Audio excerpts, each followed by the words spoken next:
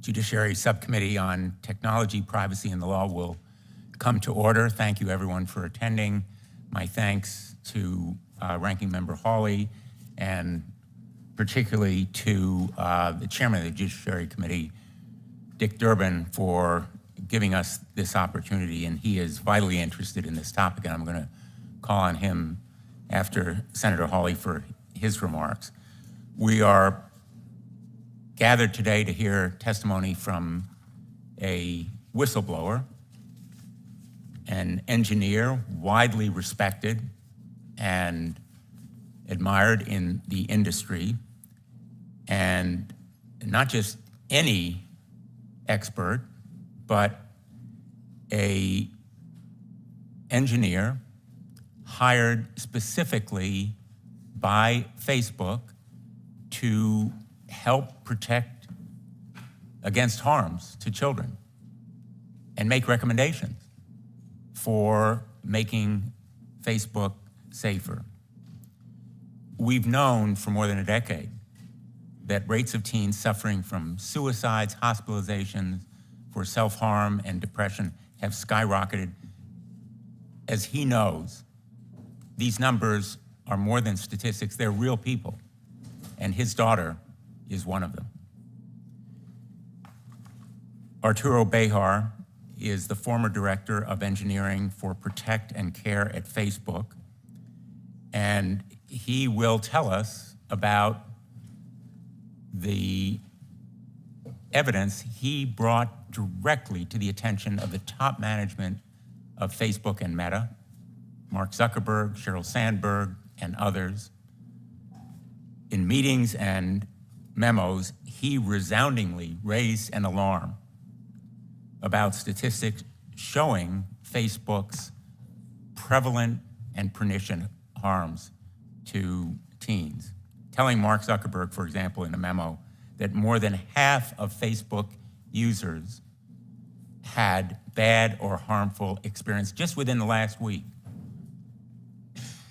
Instead of real reform, he will testify that Facebook engaged in a purposeful public strategy of distraction, denial, and deception. They hid from this committee and all of Congress evidence of the harms that they knew was credible. And they ignored and disregarded recommendations for making the site safer, and they even rolled back some of the existing protection. Now, Mr. Bejar is not the first or the only whistleblower to come forward. We heard from Frances Haugen, who showed that Facebook's own researchers described Instagram itself as a, quote, perfect storm, end quote, and that it, quote, exacerbates downward spirals of addiction, eating disorders, and depression. Mr. Bejar is the first to show in documents, not just in his recollections, but in documents, how he warned the top management of Facebook and Instagram of the ongoing harms their products were causing. We're going to present those documents for the record, and they show, for example, that over a quarter of young teens, 13 to 15 years old, report receiving sexual advances on Instagram. Nearly a third of young teens have seen discrimination based on gender, religion, race, and sexual orientation. A quarter of young teens report having been bullied or threatened. And nearly a quarter of young teens report experiencing feeling worse about themselves, about their bodies, and their social relationships. The type of experience that lead to serious depression and eating disorders. And when users reported harmful content to Facebook, it took action only 2% of the time. Remedies only 2% of the time. There's a history here. In August of 2021, Senator Blackburn and I wrote to Facebook about the impact of their products on kids. We asked, quote, has Facebook research ever found that its platforms and products can have a negative effect on children's and teens' mental health or well-being? Facebook refused to answer. In October 2021, Senator Blackburn and I held a hearing. We heard from Frances Haugen about Instagram's harms, and on that same day, Mr. Behar sent an email to Mark Zuckerberg, Sheryl Sandberg, Adam Mosseri, and other executives validating Ms. Haugen's testimony. That email actually demonstrated even greater harms than were then public, a chilling and searing indictment of Instagram and Facebook. And I'm going to ask that it be made part of the record without objection. In December of 2021, Mr. Mosseri then testified to the committee, to our subcommittee, after he met with Mr. Behar discussing these numbers and statistics relating to suicide. And during that hearing, a number of us asked him about Facebook promoting suicide. Mr. Mosseri knew, but he didn't disclose, that on a weekly basis, around 7% of Facebook users overall encounter content promoting suicide and self-harm, with 13 to 15-year-olds seeing it more often than others. There's a pattern here with Facebook. It hides risks by saying things like, bullying and harassment is only 0.08% of content, when in reality, Meta executives know that 11% of those 13 to 15-year-olds face bullying every single week on Instagram. And just to be absolutely clear, that's millions of children and teenagers. It's not just a number. Behind every one of those numbers is a real person, a teenager, a child, whose life is changed, maybe forever, by that searing experience of bullying, eating disorder content, suicide promotion. We can no longer rely on social media's mantra, trust us. We can no longer depend on its putting the blame or responsibility on parents. What's needed now is legislative reform, the Kids Online Safety Act. Senator Blackburn and I have enlisted more than 45 of our colleagues, almost half the United States Senate, in favor of the Kids Online Safety Act. And the final point I would make is that social media, in particular Facebook, still fails to take these threats seriously. This June, the Wall Street Journal found that Instagram was hosting open markets for child abuse material, even recommending pedophiles to each other. Young teens were being extorted and coerced into sexual acts. Instagram was complicit. Mr. Behar, you provided Mark Zuckerberg, Adam Mosseri, and others in management with specific recommendations to prevent teens from experiencing this unwanted sexual contact and harassment. Those recommendations were never adopted. You have put your career on the line to come forward, an experienced and trusted industry expert whose job was to make Facebook safer, and your recommendations were purposefully ignored or disregarded or rejected. I'm just going to remind my colleagues that we've heard from young people as well as parents about these harms, and one of them told me how many more children have to die before Congress will do something. That's why we're here today, and I want to thank all of my colleagues who are present, truly a bipartisan group, on behalf of this cause, and turn to the ranking member, Senator Hawley. Thank you very much, Mr. Chairman. Thank you for convening this hearing. This is such a vital hearing on a vital topic, and to be honest with you, this hearing concerns, I think, every parent's nightmare. And I see you're nodding, Mr. Behar. You're a father. That subject composes, that reality composes some of your testimony. I'm also a father of 3. And what you have brought to this committee today is something that every parent in America needs to hear. The numbers are really stunning, that 1 in 4 teenagers, minor children, will experience sexual solicitation on Meta's platforms at some point. 1 in 8 say that they have experienced unwanted sexual advances. We're talking about children now. These are not adults. Children have experienced unwanted sexual advances just in the last week, within the last 7 days. And of course, we know from Meta's own internal research that they knew the extent of this problem even as they were ignoring you. And I want to turn to some of that research that Senator Blumenthal just referenced. Here's what these are Meta's own words from their own internal research on the effect of their own product on children, particularly young women. Quote, "We make body image issues worse for 1 in 3 teen girls." Quote, "Teens blame Instagram for increases in the rate of anxiety and depression. This reaction was unprompted and consistent across all groups." Quote, "Teens told us they don't like the amount of time they spend on the app, but they feel they have to be present. They often feel addicted and know that what they're seeing is bad for their mental health, but feel unable to stop themselves." This is the reality that Meta and Instagram, Facebook, they knew these things were happening. These quotes are years old that I just read.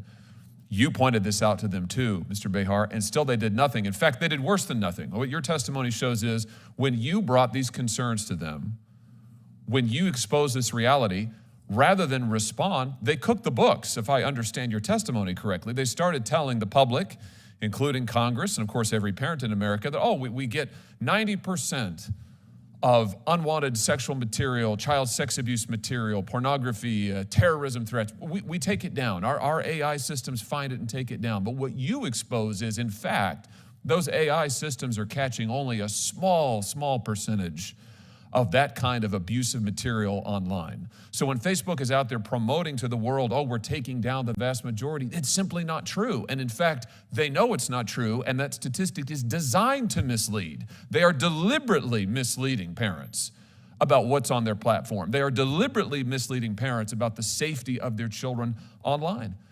And I just want to echo something that Senator Blumenthal has said. It is time for Congress to take action. It was time years ago for Congress to take action. It is an indictment of this body, to be honest with you, that we have not acted. And we all know the reason why. If I could just start with a little plain talk here this morning. Big tech is the biggest, most powerful lobby in the United States Congress. They spend millions upon millions upon millions of dollars every year to lobby this body. And the truth is, as every reporter in this room knows, and I hope you'll report it after this hearing, they do it successfully. They successfully shut down every meaningful piece of legislation every year. I've only been here for 4 years, and I have seen it repeatedly in the short time I have been here. We'll get all kinds of speeches in committee. We'll get speeches on the floor about how we have to act, and then this body will do nothing. Why? Money, that's why. Gobs of it. Gobs of it. Influencing votes, a hammerhold on this process. It is time for it to be broken, and the only way I know to break it is to bring the truth forward, and that's why we are so glad, Mr. Behar, that you are here today to do it. Thank you, Mr. Chairman. Thanks, Senator Hawley. The only footnote I would add is this time must be different. They have armies of lawyers and lobbyists. They spend tons of money, but this time must be different. Senator Durbin. Thank you, Chairman Blumenthal and Senator Hawley. And let me follow up with Senator Hawley's comments. I couldn't agree more. I could not agree more. And in the Senate Judiciary Committee, after some graphic hearings where parents and victims came forward and told us what had happened to them online, we decided to take action. We passed 6 bills related to this issue, child sexual abuse and similar issues. 6 bills. And something happened that was miraculous. All 6 passed unanimously. Every Democrat and every Republican. Take a look at the folks who are up on this end of the table. It's across the political spectrum. We all agreed on this. What has happened since? Nothing. 6 bills waiting for a day on the calendar. 6 bills waiting for a national debate. 6 bills passed unanimously on a bipartisan basis. And they put real teeth in enforcement too. And I think that's why they've gone nowhere. Big tech is the big kid on the block when it comes to this issue and many other issues before us. That's a reality. I want to thank Chairman Blumenthal and Senator Hawley for bringing together so many members at this hearing. Our philosophy in putting together the subcommittees was to say to each of the senators in charge of them, do your best. Take your issue that means something to you and do your best to bring it to the American people and legislation to the floor of the United States Senate.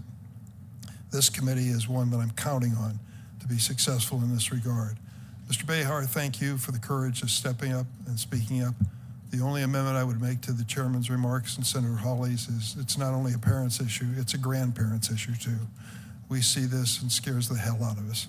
So thank you for what you brought us today. I'm particularly intrigued by your idea of a survey so that we find out from the source what's really happening. My experience at Capitol Hill goes back several years. I took on a tobacco issue. We were hitting our head against the wall trying to penetrate this vast lobby at the time. The one way we managed to penetrate it was to make it a children's issue, protecting kids from addiction to tobacco. And then a lot of good things started happening.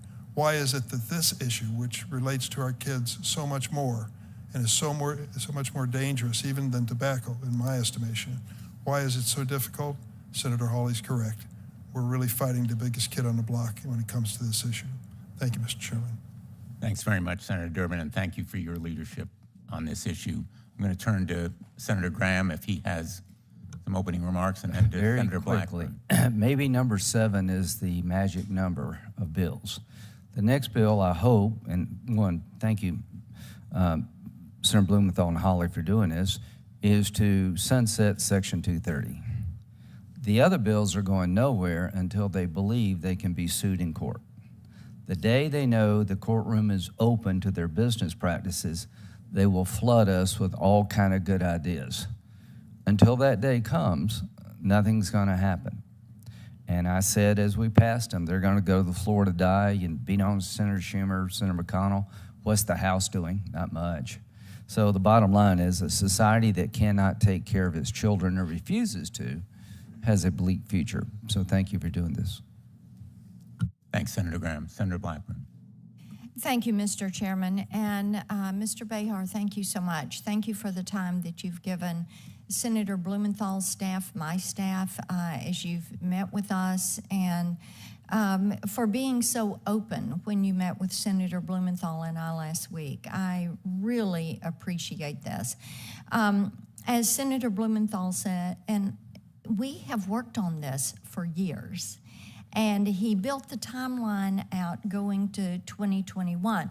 But the work we were doing, looking at big tech and looking at some of the problems, the lack of privacy, the frustration of people not being able to control who had access to their virtual you, is what led us to this point to begin to look at what was happening to our children. And as I told you in our meeting, the day we had that first hearing, looking at what was happening online with children, it was like the floodgates opened. And we started hearing from moms and dads, not only in Tennessee and not only in Connecticut, but across the country, who were saying, "Can I please tell you my story?" The reason they did this is because their hearts were breaking. Their children had committed suicide. Their children had met a drug dealer. Their children had met a pedophile.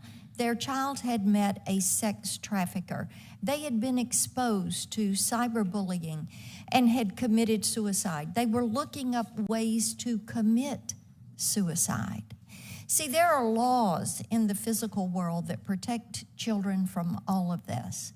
But online, it has been the Wild West. And as my colleagues have said, we have fought this army of lobbyists for years. Big tech has proven they are completely incapable of governing themselves, of setting up rules, of having guidelines, of designing for safety. And it is so important that we move forward with this. Now, one thing I will add, and I think is so important for your being here and for our colleagues that weren't a part of what we were doing, pardon me, in 2021, Mr. Mazzari, when he came before us as the CEO of Instagram, indicated, pardon me, indicated they were taking steps. But we find out they were not. We find out from the advice and the awareness that you provided Mark Zuckerberg and Mr. Masseri. What did they do with that? They made a conscious decision to ignore your advice and guidance and use our kids as the product. The longer they're online, the richer that data is. The richer the data is, the more money they make. So they have monetized what comes from our children being addicted to social media. Thank you so much for being here today. Thank you, Mr. Chairman. Thanks, Senator Blackburn. Let me formally introduce the witness. Arturo Behar is a former security engineer with very significant experience working on user safety and well-being. At Facebook, he served as Director of Engineering for Protect and Care, a specific team at Facebook from 2009 to 2015. He reported to the CTO. He then came back as a consultant to help Instagram's well-being team from 2019 to 2021. He is also a parent to a courageous young woman, who spoke up about her experiences online. Mr. Behar, as is our custom, I'm going to administer the oath to you now. If you would stand, please. Do you swear that the testimony that you will give to this committee is the truth, the whole truth, and nothing but the truth, so help you God? Thank you. Please go ahead.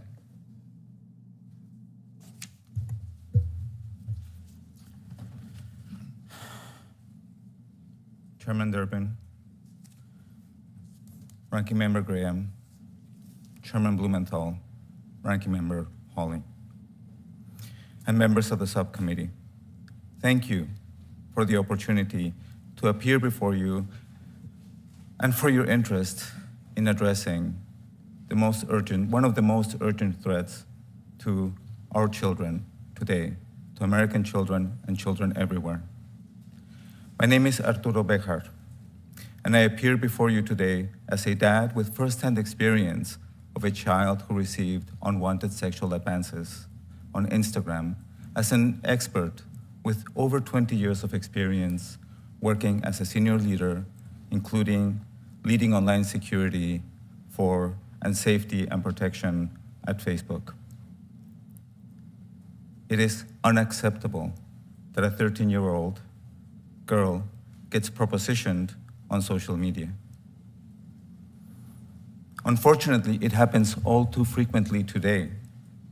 In a carefully designed survey by Instagram in 2021, we found that 1 in 8 kids aged 13 to 15 years old experienced unwanted sexual advances in the last 7 days. This is unacceptable, and my work has shown that it doesn't need to be this way. Starting in 2009, I was the engineering and product leader for Facebook's efforts to reduce online threats to both children and adults. I met regularly with senior executives, including Mark Zuckerberg, and they were supportive of this work. As a parent, I took the work personally, and I worked hard to help create a safer environment. By the time I left in 2015, I felt the work was going in the right direction. A few years later, my 14-year-old daughter joined Instagram. She and her friends began having awful experiences, including repeated unwanted sexual advances, harassment. She reported these incidents to the company, and it did nothing. In large part because of what I learned as her father, in October of 2019, I returned to Facebook, this time as a consultant with Instagram's well-being team. We tried to set goals based on the experiences of teens themselves. Instead, the company wanted to focus on enforcing its own narrowly defined policies, regardless of whether that approach reduced the harm that teens were experiencing. I discovered that most of the tools for kids that we had put in place during my earlier time at Facebook had been removed. I observed new features being developed in response to public outcry, which were in reality kind of a placebo, a safety feature in name only, to placate the press and regulators. I say this because rather than being based on user experience data, they were based on very deliberately narrow definitions of harm. The company was grading its own homework. For example, Instagram knows when a kid spends a significant amount of time looking at harmful content that they are recommending. Meta must be held accountable for their recommendations and for the unwanted sexual advances that Instagram enables. As soon as I understood this gap, I did what I had always done. I researched the problem, vetted the numbers, and informed Mark Zuckerberg, Sheryl Sandberg, and other executives. I did this because for 6 years, that was my job, to let them know of critical issues that affected the company. It's been 2 years since I left, and these are the conclusions I have come to. 1, Meta knows the harm that kids experience on their platform, and the executives know that their measures fail to address it. 2, there are actionable steps that Meta could take to address the problem. And 3, they are deciding time and time again to not tackle these issues. Instagram is the largest public directory of teenagers with pictures in the history of the world. Meta, which owns Instagram, is a company where all work is driven by data. But it has been unwilling to be transparent about data regarding the harm that kids experience, and unwilling to reduce them. Social media companies must be required to become more transparent so that parents and public can hold them accountable. Many have come to accept the false proposition that sexualized content, unwanted advances, bullying, misogyny, and other harms are unavoidable evil. This is just not true. We don't tolerate unwanted sexual advances against children in any other public context, and they can similarly be prevented on Facebook, Instagram, and other social media products. What is the acceptable frequency for kids to receive unwanted sexual advances? This is an urgent crisis. When asked, has anyone threatened you, damaged your reputation, insulted you, disrespected you, excluded you, or left you out? 11% of kids said yes in the last week. And 1 in 4 witnessed it happening. And the company does nothing about that. When asked if they saw a post that made them feel bad about themselves, 1 in 5 kids said yes in the last week. Meta executives know this. The public now knows this. When I left Facebook in 2021, I thought the company would take my concerns and recommendations seriously, to heart, and act. Yet years have gone by, and millions of teens are having their mental health compromised and are still being traumatized by unwanted sexual advances, harmful content on Instagram and other social media platforms. There was a time when at home, on the weekend at least, a kid could escape these things, these harms. But today, just about every parent and grandparent has seen their kids' faces change from happiness to grief to distress the moment that they check social media? Where can a child seek refuge? It's time the public and parents understand the true level of harm enabled by these products, and it's time for Congress to act. Thank you for your time. Thanks, Mr. Behar. We're going to now begin with the questions, and each of us will ask 5 minutes of questions, and because of the turnout, I'm going to limit it to 5 minutes, and then we'll have a second round if folks want to do that. You know, we put in the record your memo to Mark Zuckerberg of October 5th, where you recommend that there be, in effect, not only a change in the business practices of the company, but a culture shift, as you call it. And then you wrote to Mr. Mosseri separately on October 14th. I'm going to ask that that document be made part of the record as well, where you presented more of these statistics and very powerful evidence of harm. And it seems to me that the reaction was to pat you on the head and, in effect, tell you to go away, be a good boy, and pull the curtain. Senator Hawley's referred to cooking the books. I think what they did was bury this evidence, conceal it, hide it, and deny it, in effect, to Congress and to the public. And then, in the past year, they've actually cut around 21,000 jobs, or a quarter of the global workforce, in what Mark Zuckerberg has called the year of efficiency. Hundreds of jobs involving content moderators and safety jobs, including from Instagram's well-being team.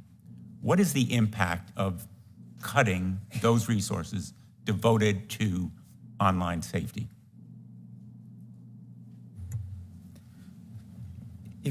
Thank you for the question. If you start from the point that the work was already heavily under-resourced when I was there, that we were dealing 20%, 10% of people experiencing this, and that there was a small fraction of people dedicated to address that harm. And then they take more resources away from that, including the people who are doing the work to understand the harm that kids are experiencing. Then it seems to me that the company culture is one of see no evil, hear no evil. We don't want to understand what people are experiencing, and we were not willing to invest in that and the tools that will help. Thank you. We spoke in advance of the hearing, and you told me a story about meeting with another senior executive, Chris Cox, Facebook's chief product officer. And it was just so striking to me that he already knew a lot of the numbers and statistics and evidence of harm that you were bringing to Mark Zuckerberg's attention. Why was this meeting so memorable to you? When I returned in 2019, I thought they didn't know. Like when I began seeing a culture that was consistently ignoring what teens were experiencing, I thought that executives did not know. And I did spend a year researching, vetting, validating with people across the organization. And I would ask people, do you know what percentage of people are experiencing this? And nobody was able to answer on the top of their head. The first person to do that was Chris Cox. And I found it heartbreaking because it meant that they knew and that they were not acting on it. In effect, their expressed caring about teens and safety and protecting children was all a charade, a mockery. They already had the evidence that you were bringing to their attention. They knew about it, and they disregarded it, correct? Yes, that's correct. And then they rejected your recommendations for making Facebook and Instagram safer, correct? That's correct. And let me ask you, before we go to our next witness, do you think that we, the Congress of the United States, should now act? Don't you think action is long overdue in this area, given the total lack of credibility on the part of social media? Yeah, my experience after sending that email and seeing what happened afterwards is that they knew there are things they could do about it. They chose not to do them, and we cannot trust them with our children, and it's time for Congress to act. The evidence, I believe, is overwhelming. I'm very hopeful that your testimony added to the lawsuit that's been brought by attorneys general, state attorneys general across the country. I'm a former state attorney general. I believe strongly in enforcement by them, added to the interest that I think is evidenced by the turnout of our subcommittee today, will enable us to get the Kids Online Safety Act across the finish line, along with measures like Senator Durbin's proposals and others that can finally break the straitjacket that big tech has imposed on us. Big tech is the next big tobacco. I fought big tobacco in the 1990s. I sued big tobacco. I urged Congress to act. The same kind of addictive product that big tobacco peddled to kids now is advanced to them and promoted and pitched by big tech. And we need to break the straitjacket they've imposed through their armies of lobbyists and lawyers. Thank you. Senator Hawley. Thank you, Mr. Chairman. Mr. Behar, thank you again for being here. I just want to first establish a fact or two, just to make sure everybody understands. So on October the 5th, 2021, you composed an email, which is now, I think, in the record, to Mark Zuckerberg, Sheryl Sandberg, and a group of other executives at Meta. Am I right so far?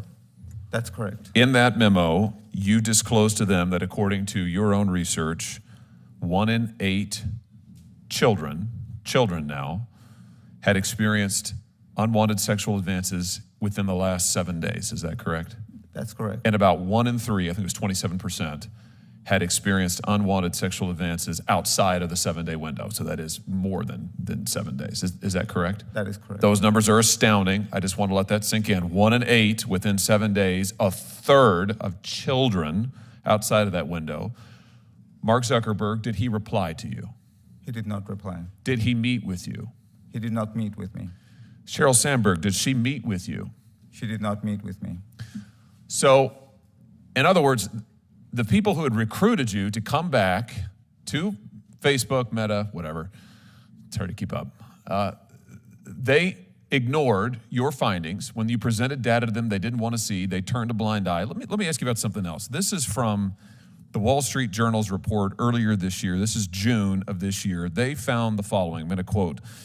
Instagram helps connect and promote a vast network of accounts openly devoted to the commission and purchase of underage sex content.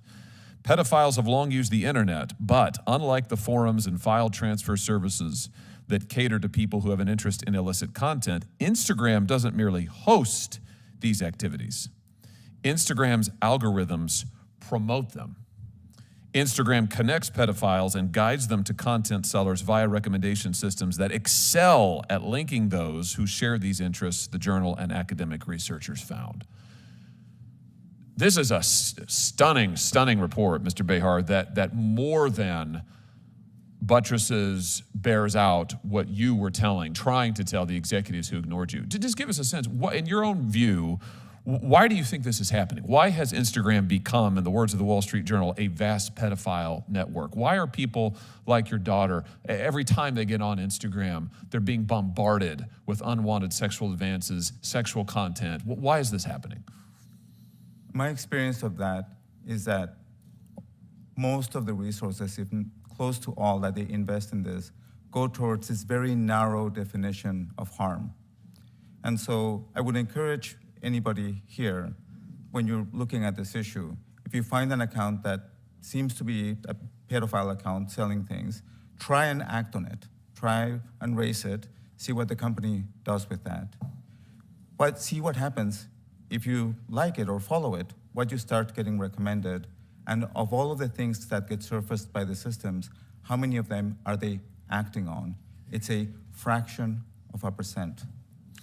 One of the things that you said changed from the time you left Facebook in 2015, I think it was, and came back in 2019, was that Facebook had shifted to an automated driven process of safety standards, safety inspection, monitoring for things like this, which they boast about. They say that their AI is great, it's doing great work. That doesn't appear, however, to be the actual fact. It appears that these harms are proliferating. Tell us about the shift towards automated safety monitoring and what that has meant in your experience. I was not there for the shift, but what I can say is that algorithms are as good as their inputs. So if you don't allow a child to be, oh, that is gross, it makes me uncomfortable, right? Which is something that you can do for an ad today. You can take an ad and say, that is sexually inappropriate. But there's no way for a child to do that when they get a message or other areas. How do these systems, like, even have a hope of addressing these issues? How can they, as a company, have a hope of addressing these issues if they're not willing to listen when a teen is trying to tell them that they're experiencing gross content, unwanted sexual advances? I mean, that's how you find predators. That's how you find the bad things. So what your research found and what you elevated to leadership was, at least in part, that these automated systems were not catching the vast majority of this unwanted content out there. I mean, the sexual advances of this pedophile material, it simply doesn't begin to capture. Yet Facebook didn't shift more resources, didn't change their process. And here's the thing that really gets me, and I'll end with this, Mr. Chairman. I know there's others who want to question. I have been reading over and over and over again this case filed by my home state, Missouri versus Biden. Landmark First Amendment case in which two federal courts, federal district court and a federal court of appeals, have found that Facebook, among others, actively coordinated with the present administration to censor First Amendment protected speech. Not this garbage that is not protected by anything in our Constitution, but First Amendment protected speech. Here's what gets me. What the courts found, this is in the record, this is factual findings, is that Facebook devoted all kinds of resources and people, actual human people, to doing things like monitoring posts on COVID-19 vaccine efficacy. There's one example of a parent in my home state of Missouri who wanted to post something about a school board meeting. Facebook used human moderators to go and take down that post. That was important. That has to come down. We can't have them posting about school board meetings, for heaven's sake.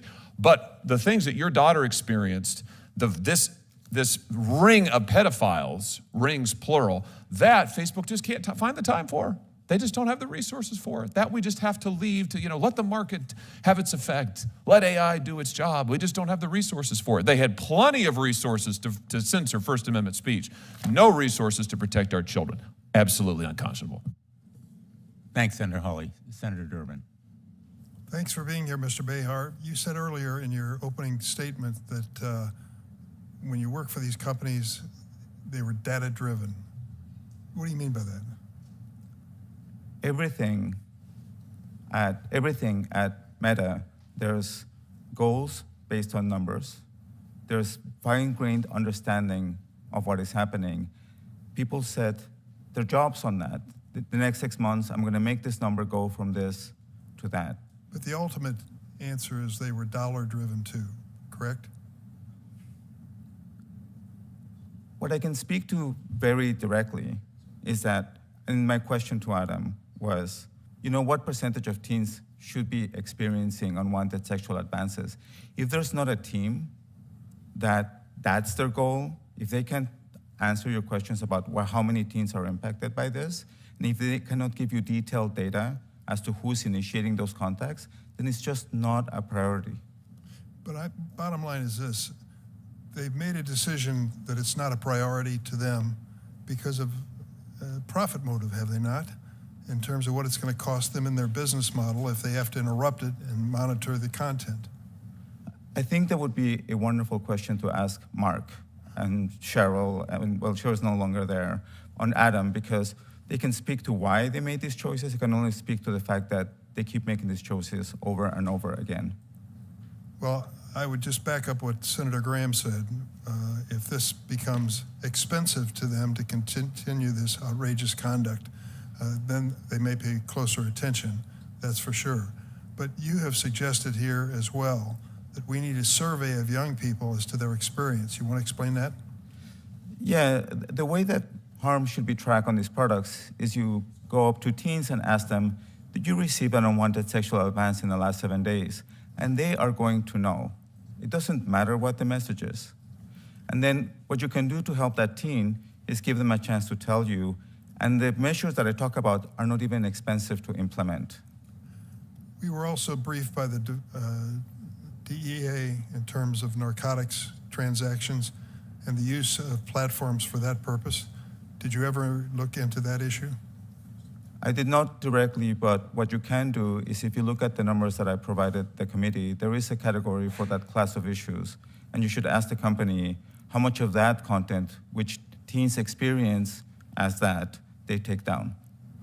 It's interesting to me that if one of my kids, when they were kids, or grandkids now, came home and said there was somebody lurking outside the playground at school that made the kids feel uncomfortable, we would know what to do and to move on it quickly.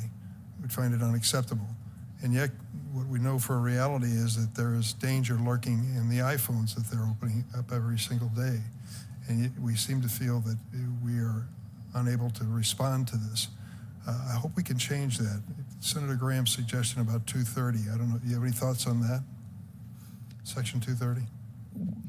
No, I'm not qualified to talk about 230, but I can say that these companies should be held accountable for the content they recommend.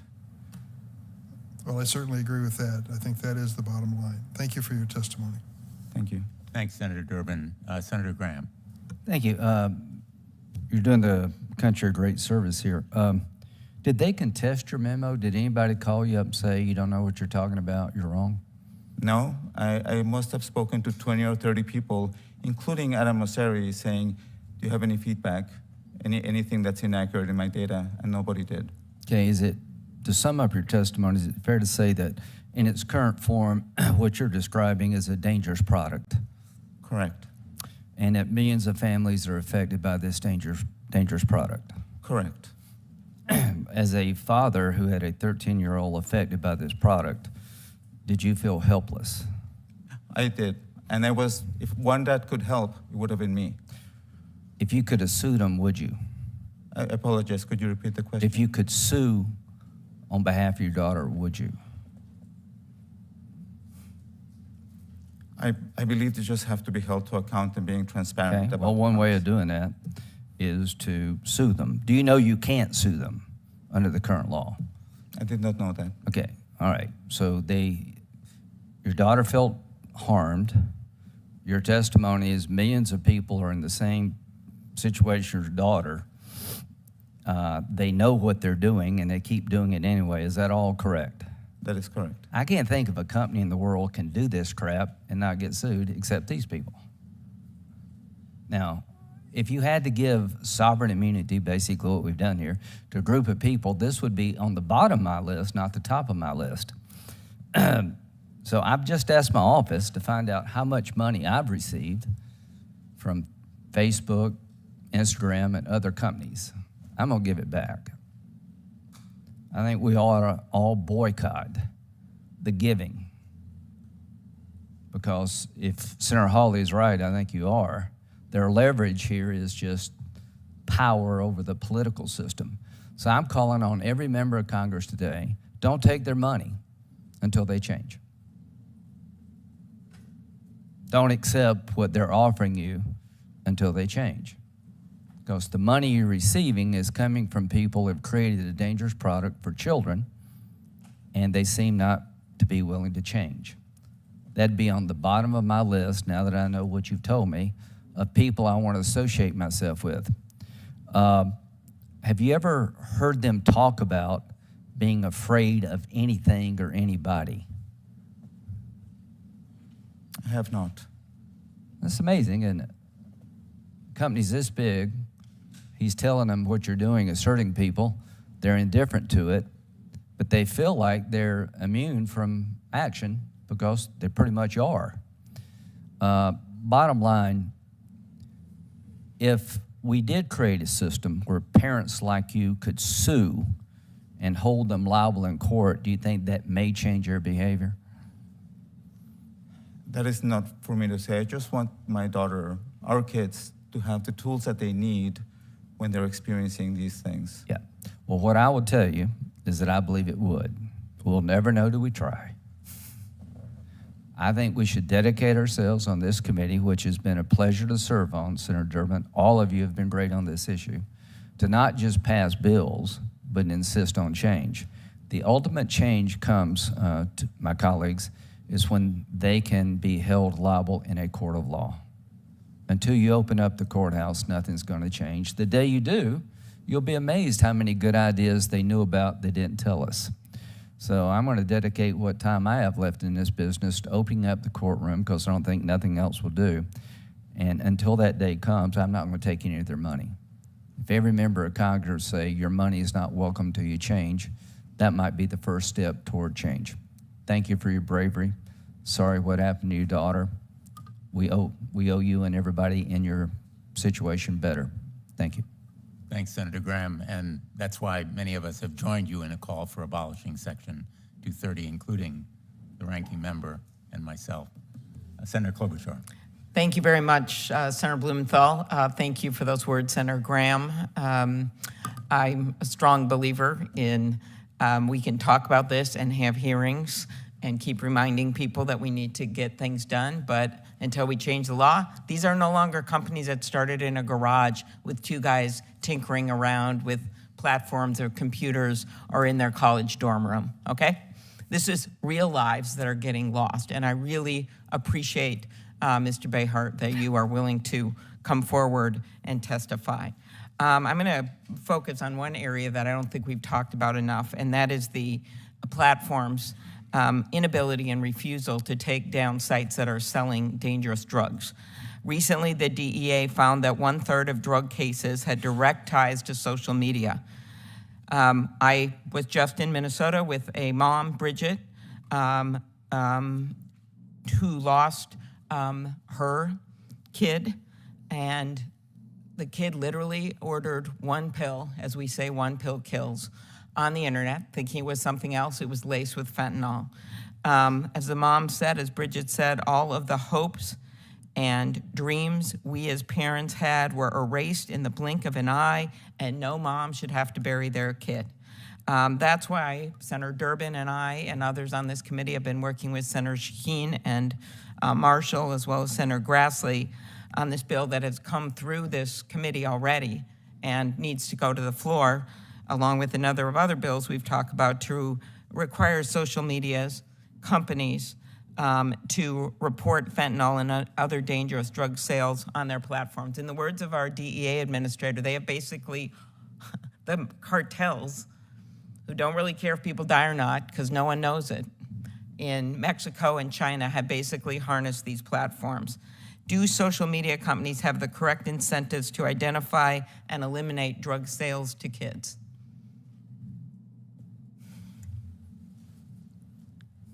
Thank you for the question and the concern on all of those important things. Until there is disclosure of what kids experience as drug content, sexual content, until there is transparency about these things, I don't know what the incentive is, which is why I think transparency is so essential. You know, as parents and grandparents, we see it, we understand it, we know how frequent it is. That's what the numbers I have to share. And if I would want one thing for everybody here to know, is that when we talk about any category that you care about, for example, drugs, and then when the company talks about that category, they're likely talking about a fraction of a percent of what we as a society are experiencing. Exactly.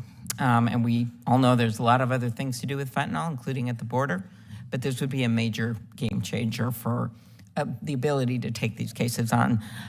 Prosecutors have also reported an emerging trend where offenders collect photos of children that may fall just shy of the definition of child pornography and distribute them on websites with the intent to harass or abuse the child victims. And there was a major story on this in the Washington Post. Senator Cornyn and I have a bill, the SHIELD Act, to fill in gaps in federal law so that prosecutors can hold those who abuse kids in this way accountable. In your role as a person at Facebook who was responsible for efforts to keep users safe, can you talk about the deficiencies in current policies? Thank you for the question. If you look at content that sexualizes minors, again, the question is that something that actually violates company policy and would be removed, and is that what the company is acting on? Or does it end up being something that, because it is content that the company does not act on, they actually end up recommending and distributing, right? And as a parent, we see this, right? If you were to look and open the app and look for it, you can find it. And then if you like it, you get recommended it. And these are all things that the company is, I believe, aware of in terms of reach and can do things about, and have chosen not to do so. Okay, very good. I think I was listening to Senator Graham, and he's right that there's one big thing we can do is to allow these cases to go forward in court. But I also think some of these things I'm discussing actually makes it easier for people to proceed with these cases and create incentives. And one thing I add, I'll ask it on the record, is that Senator Coons, Senator Cassidy, and I think Senator Blumenthal's involved, have a bill to allow independent researchers to look at the algorithms that you know are designed in a way that manipulates these kids and can lead to their deaths, to require these digital platforms to give independent researchers access to data. And I just, yes or no, I figure you think this would be helpful? Yes, okay, very good. Just again, thank you. And we can again talk about this all we want, and we'll remember you and your story. But until we get these things and are allowed floor time by both sides and can maybe put them together into one package, we're just not gonna get the solutions that we need, because just getting mad at these platforms haven't changed their conduct. Thanks, Senator Klobuchar. Senator Kennedy. Mr. Bejar, social media can make people less lonely, can it not? It can do that. Social media can deliver insight, can it not? It can. Social media, when used properly, can give voice to the timid, can it not? It can. Social media can also spread hate, can it? It can. And isn't it a fact that much of social media, not all, but much of social media has become a cesspool of snark? What I can speak to, Senator, is it happens all so often, and it doesn't need to be that way. Yeah. But is it that way for much of, not all, but much of social media? One of the numbers that I talk about is this 20% of kids who witnessed bullying in the last 7 days. And this is content that does not get taken down. If people comment on it, it gets promoted. Yeah. Well, let me put it another way. I'm trying to sum this up for us. Isn't it a fact that social media has lowered the cost of being an a-hole? Yes. And isn't it true that social media removes any geographical border to the harassment of others? Yes. And isn't it true that some forms of social media optimize for engagement? Yes, I think using your term, they reward being an a-hole. Yeah. And isn't it true that some forms of social media use surveillance to identify our and our kids' hot buttons? I cannot speak to that. Isn't it true that some forms of social media use algorithms to show us and our kids stuff that pushes those hot buttons? I will say this. Recently, my daughter had somebody go into one of her posts about cars and said, you know, you'd like to drive and you like cars because you saw a man doing it. And she said, I'm studying automotive restoration. I've been doing this for years. I know a lot about cars. I am more than qualified. And the person shot back, no, women just belong in the passenger seat. And to every point that you just made, I will say that when I asked her about that post, if she would delete it because she knows reporting would do nothing, she said, I will not delete it because I'm worried that that will mean that less people will see my posts. All right. I'm not going to ask you this question. I'm going to make the statement because you're probably not familiar with Louisiana, but in my state, social media has impacted the news media, particularly print media. Thank God for our TV news and our radio news, but when it comes to our print media, we in Louisiana, and that's print media and paper and print media, which is on the internet.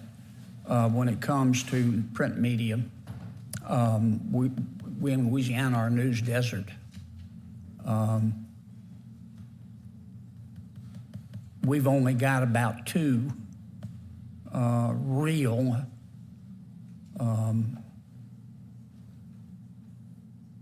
non-news print media journalists left who are fair and aren't opinion journalists. Most of our print media members are now sports journalists, which is fine. I love sports, but there's a lot else going on in the world. Let me wrap up this way. What you do is what you believe, isn't it? It is. And everything else is just cottage cheese, isn't it? It is. Yeah.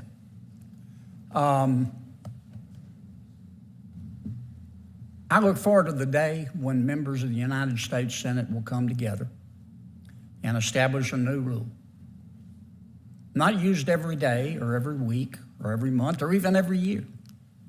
But that rule would say, when there is a consensus, and when you as a senator can demonstrate that you have 60 votes to pass a bill, that you have the right to bring that bill to the floor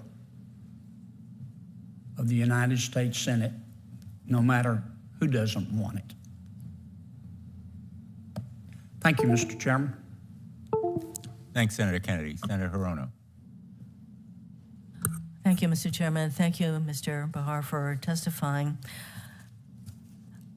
I was curious about the fact that so many of the young people on these platforms are exposed to cyberbullying, and that can be anything. Your daughter experienced some of that because of some of the things that she posted online.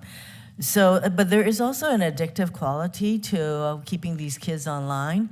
And for the platforms, keeping these kids online means money for them. What is it is there anything we can do to address the addictive aspect of what is happening to our young people, where they continue to go on to these platforms and expose themselves to this kind of harmful content? Thank you for the question. I think that it is essential to have good data about the impact that this product has.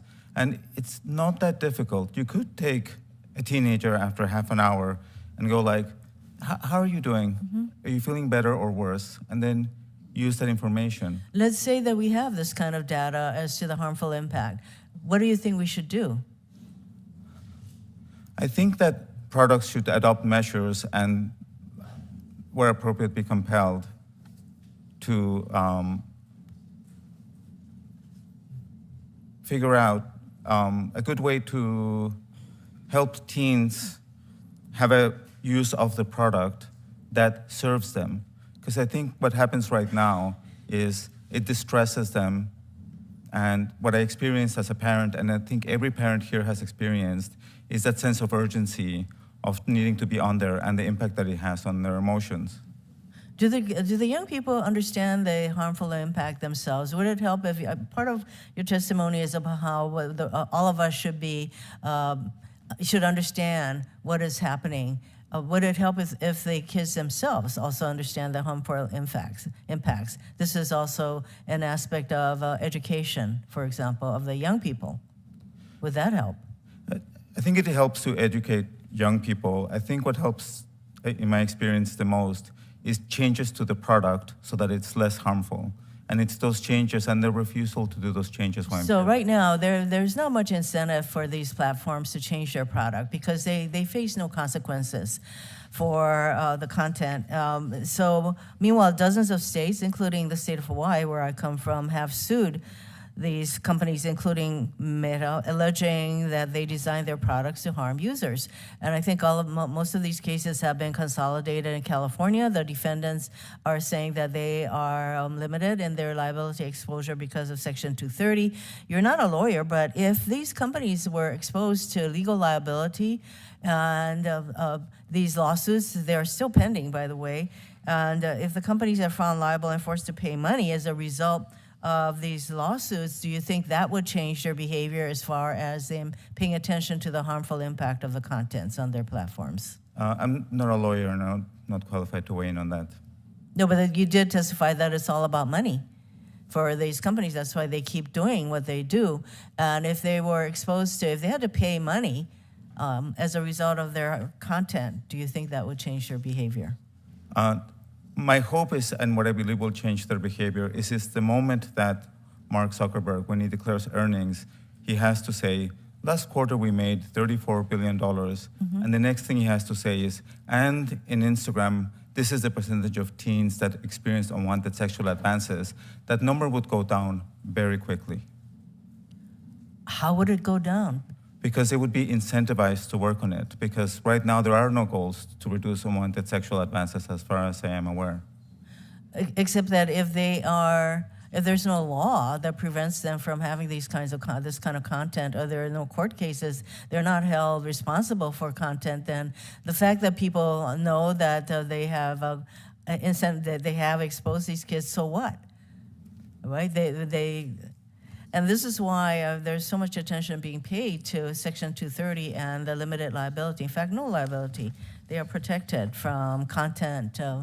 They do try, I suppose, and you say that they have a very limited definition of what is harmful content. But on the other hand, I'm all for doing more than we are currently doing. But one of the things that can also happen, I read a letter asking the FTC to investigate Meta's alleged practice of censoring advertisements for health products related to menstruation.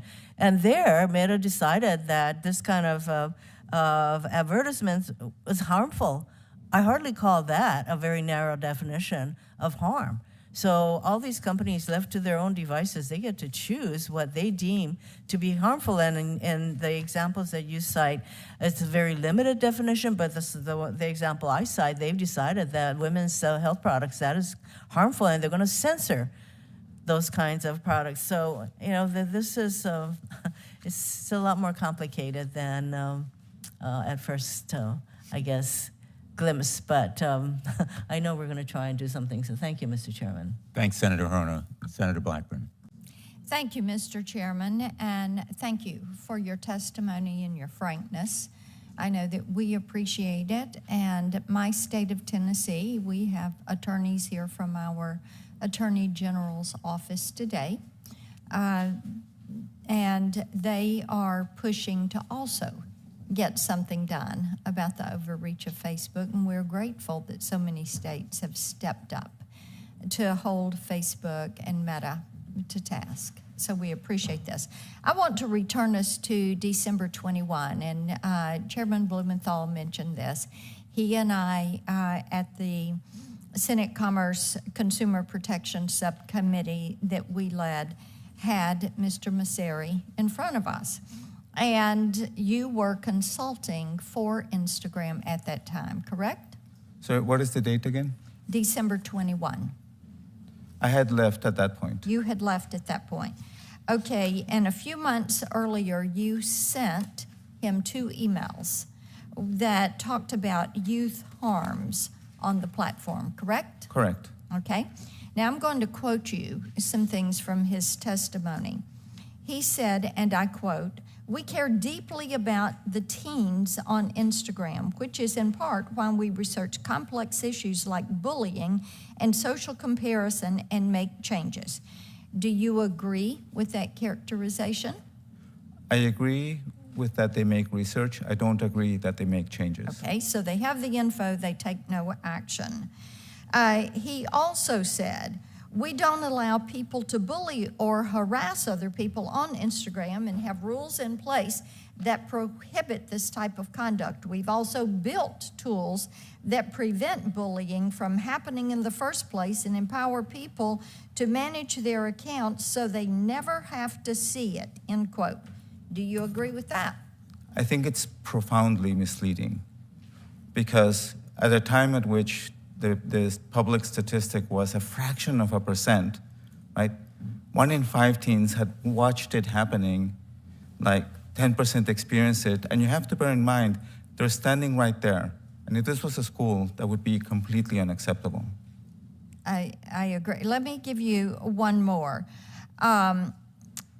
Talking about the executives, and I'm interested to see how they reacted to the information that came out in 21 about their disregard for harms to minors. Do you think that Meta executives were motivated to do more or to address the problem, or were they interested in covering up what was going on at Meta at the time? I think you will need to ask them about their intentions, but I also deeply believe that actions speak louder than words. Did any of the members of Meta's team, whether it was Zuckerberg, Sandberg, Cox, did any of them respond to your email in a way that suggested that they were going to take an action to correct the wrongs? No, for 6 years, when I sent that kind of message, I would get a meeting within 24 hours to spend meaningful amount of time talking with them and what needed to be dealt with. And in this case, the lack of response, the meeting sometime later, and then the lack of action, again, speaks about the fact that they So knew. they sloughed it off. That was my Money was experience. more important than protecting children. I think you should ask them that question. Okay. I would be interested to know who took responsibility for making policy determinations about youth safety. In one conversation you had with my staff, you suggested that Mark Zuckerberg had a hand in such decisions during your first stint at the company, but that when you returned, he would tell employees not to raise youth safety issues to him. Is that accurate? In my first stint, he, Chris Cox, and Cheryl would be who you raise these issues to, and they would engage very proactively. Having done that for 6 years, that's why I felt I was probably one of the most qualified people in the world to bring it to their attention. I was not aware when I sent my email that it was hard to talk to Mark about this, but I could say that my experience of how the entire company was behaving when it came to the harms that teens were experiencing was a culture issue that was grinding on a decision which, in my experience, prioritizing prevalence over harm is something that Mark sets direction for, that whole executive team, and that's why I realized it was necessary to appeal directly to them. So they were aware. Correct. They knew that harms were taking place. Correct. They had the research that pointed this out, their own research. Correct. And they made a conscious decision to do nothing about it. Correct. Did they ever talk about profits as opposed to enacting these protections? Not in my presence. Not in your presence, okay. So other than Mark Zuckerberg, who would have claimed responsibility for dealing with youth safety and youth harms? Anyone? Adam Mosseri for Instagram. So Adam. Okay, thank you for that. My time's expired. Thank you, Mr. Chairman. Thanks, Senator Blackburn. Senator Welch. Thank you very much. I just want to start by acknowledging my gratitude to my colleagues on this committee for the work that you have been doing on a bipartisan basis. Senator Blackburn and I began working together when we were both in the House together and introduced, I think, the first privacy bill. So I haven't been with you in this effort, but I was with Senator Blackburn. And I can't elaborate on the excellent opening statements, Senator Blumenthal and Senator Hawley, that you made. And I guess in our phrase, I'd like to associate myself with your remarks. But I do want to, on my own behalf, express my shock at what's happening to our kids and how it's all because there's a lot of money to be made. And your questions, Senator Blackburn, revealing just the disregard for the mental health of our kids is truly shocking. So I'm all in with you on your efforts here. I'm also delighted that in Vermont, our Attorney General has joined the lawsuit. And also I want to thank you for your stepping forward and providing such clarity and also embedded in the concern that you have, not just for your daughter, but for all of our kids.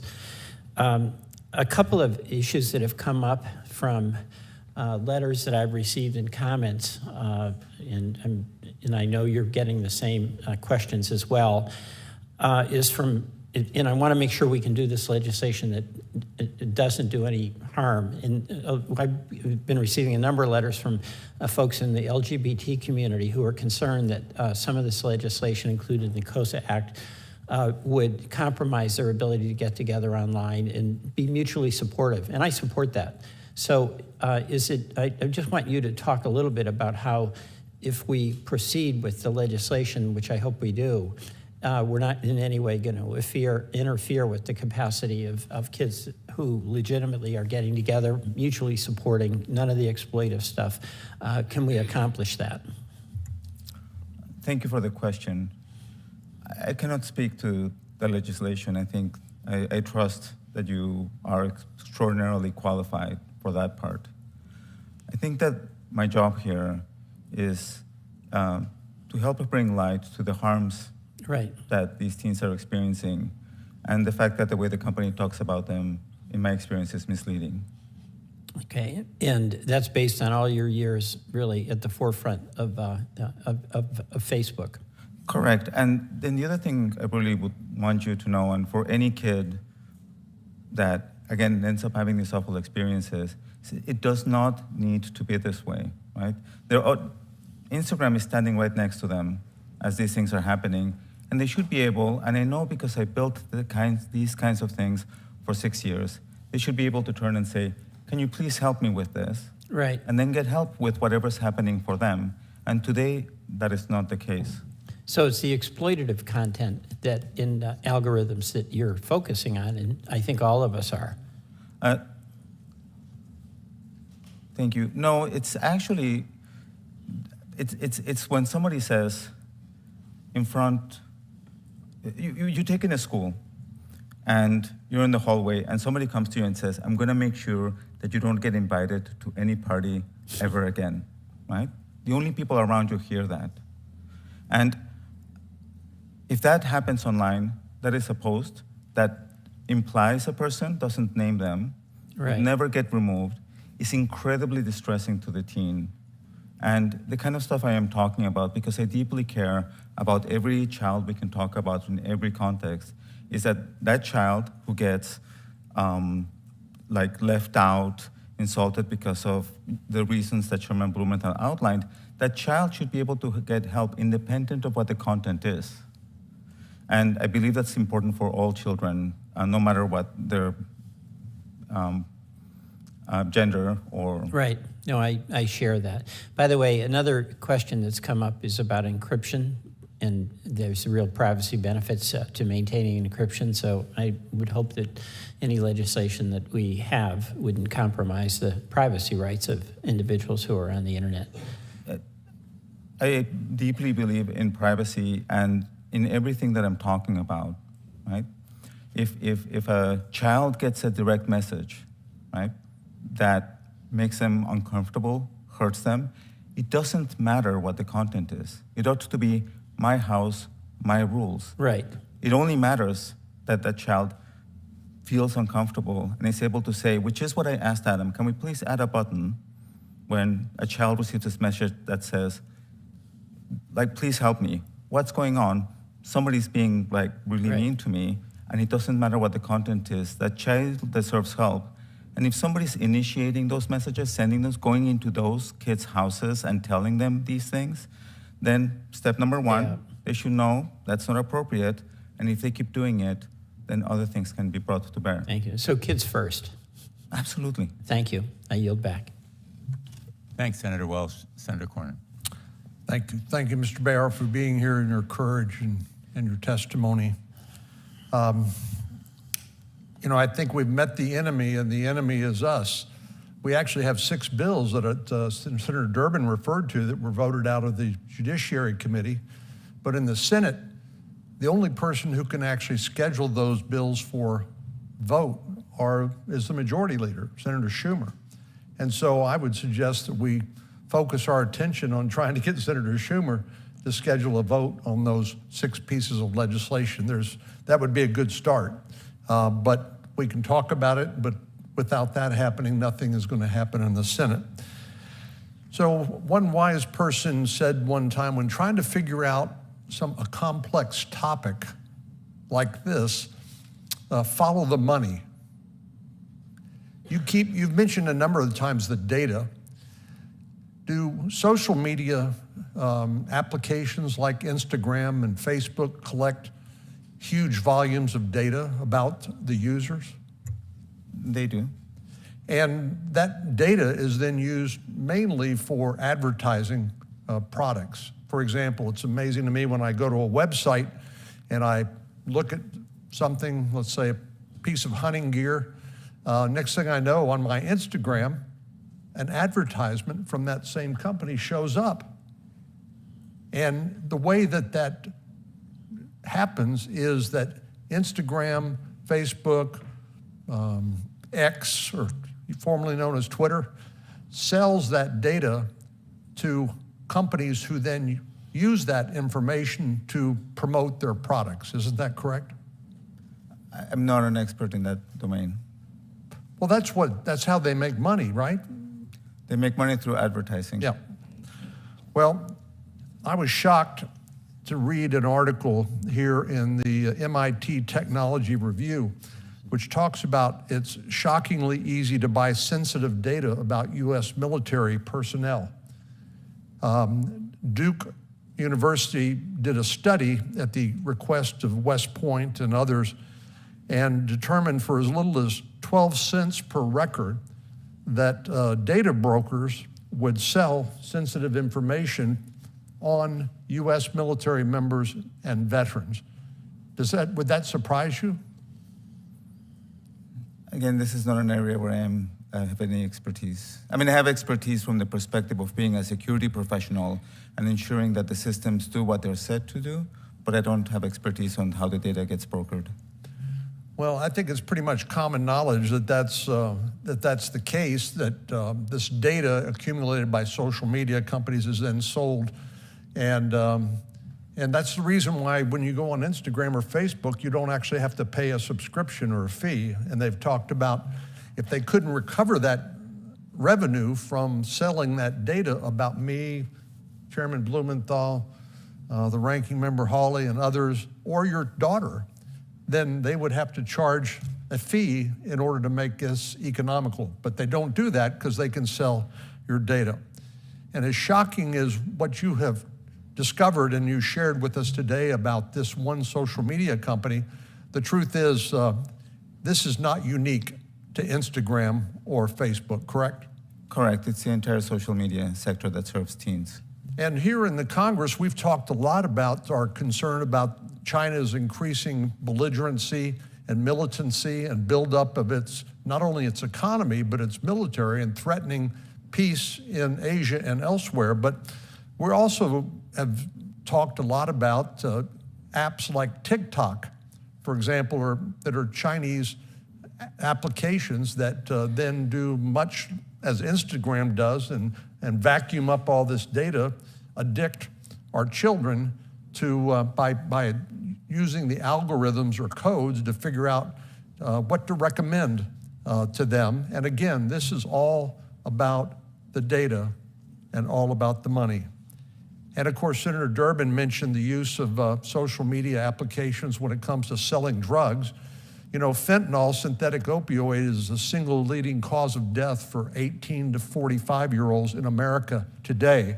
And much of it is transacted, those sales and promotions, through the use of social media. And then there's other scary things like deep fakes. Do you know what a deep fake is? I do. What is it? And it is when you use technology to create an image that appears to be a person, but it's not an actual video or photograph of that person. And I've read in the last couple of days that deep fakes are now being used to basically portray young girls for sexual gratification using these deep fake false images due to this incredible technology, which, as Senator Kennedy pointed out, can be used for a lot of good, but can be also used for ill as well. I know our time is short here today. I just want to thank you for answering some of these questions. We have a lot of work to do here in the Senate and in the Congress, and as parents and grandparents, and to try to protect our children. I'm just, thank goodness my daughters are adults now, and they don't live in the, they aren't of an age of Senator Hawley's kids or others. But the first thing we need to do, Mr. Chairman, is ask the one person who can actually schedule a floor vote on some of the bills that passed unanimously out of the Senate Judiciary Committee to schedule a vote.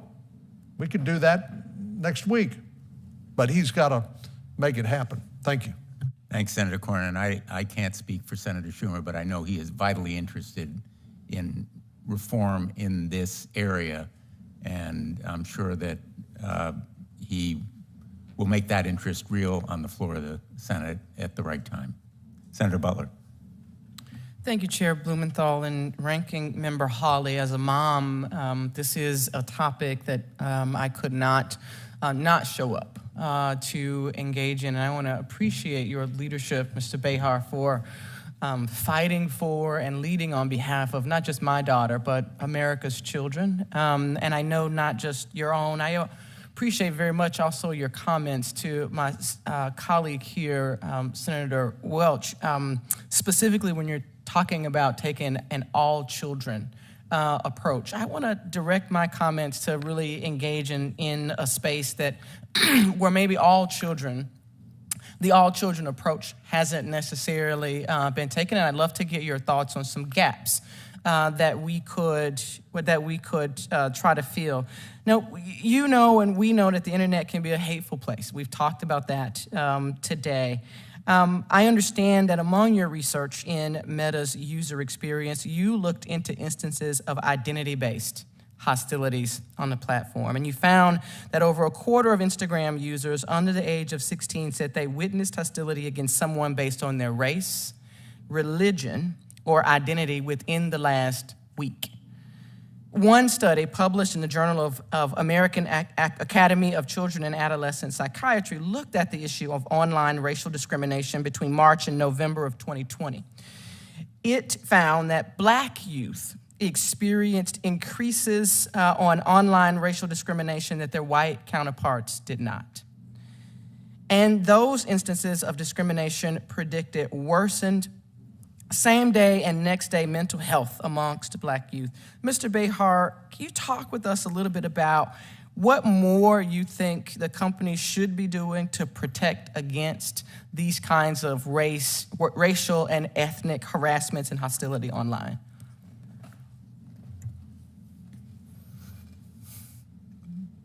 Sorry.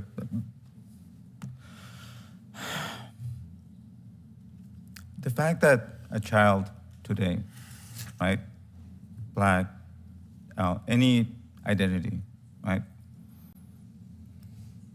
gets called out in front of the entire shared audience. Again, the difference between when this happens in a school and when it happens online, right? Go home, ask your child, what would you do? What can you do? And there's no way for that child to say, this is what's happening to me. Somebody's being really mean to me. And I use that language because 10 years ago, Facebook knew this. We knew that in order to help a child dealing with an issue and help them, you have to hear the words that they use. A 13-year-old does not like to report things because they're worried they're going to get in trouble and get other people in trouble. So you tell them, would you like some help? And if you look at the work that I submitted from 10 years ago, you should be able to say, you know, this is like awful for me because of my identity, any form of that. And the company should be able to take that into account to help that child be protected, and then get them resources, and then also make sure that that is not acceptable behavior in the community, because the most tragic thing about that 20% number witnessing these kinds of attacks is that the lack of action on part of the company and the very narrow definition of the content that they would take down means that they're normalizing the behavior. Children watch and children learn from the way other children are behaving. And just to follow up a little bit, what would it look like to create a good experience? Is it the ability to sort of exercise some agency and the button that you're making reference to? It's a process. So if it's on direct messages, you have a button.